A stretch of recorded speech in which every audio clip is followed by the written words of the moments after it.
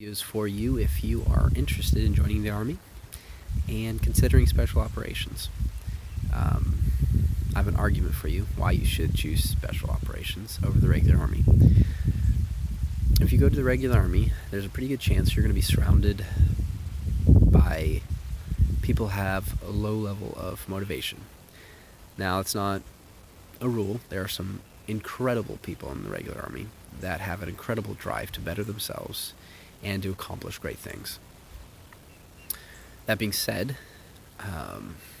there is an overabundance of people that have very low drive, whether it's to achieve things physically, mentally, or career-wise.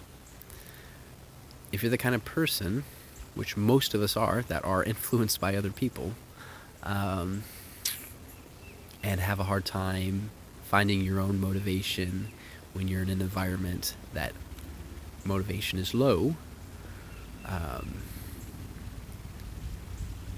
I highly recommend trying to go Special Forces or Special Operations.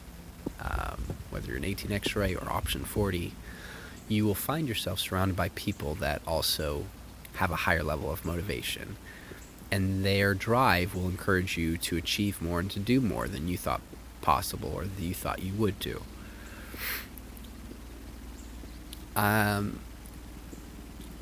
And in the regular Army, you can get caught into a trap of just doing your base job and not being afforded the opportunity to excel, not having the budget in your unit to go to schools that you wanted to go to.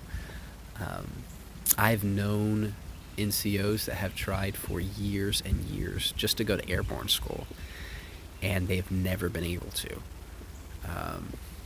And that's sad, especially since you can literally get airborne as part of your enlistment contract, if you're an 18 X-ray or an Option 40. So, before you enlist, just really take some time to think about who you want to be, where you want to be, and the advantages that you will have in special operations arena. Honestly, you're just not going to have in the regular Army. You can be driven to do more and to be more as a soldier and as a person in the special operations than you'll be afforded anywhere else. So that's just my motivational speech.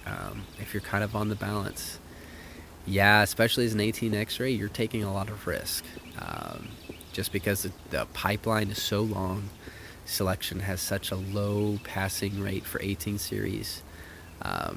I've been asked, what was the rate? Honestly, I don't remember how many 18 X-rays got selected in my class, but I know it's very low percentage. Like, if I were to guess, I'd say maybe 10 to 15% made it to the end and got selected.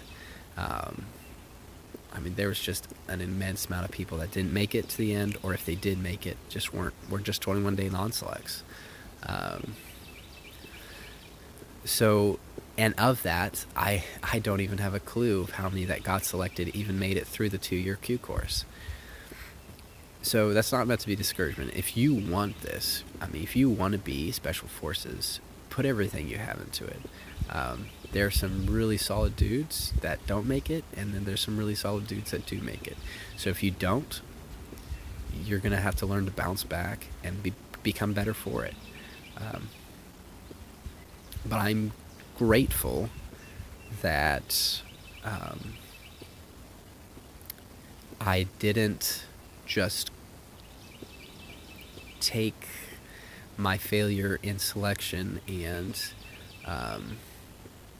go to the big Army, because I'm pretty sure that I wouldn't have been able to accomplish as much or to do as much, or have the opportunities that I have now if I would have done that.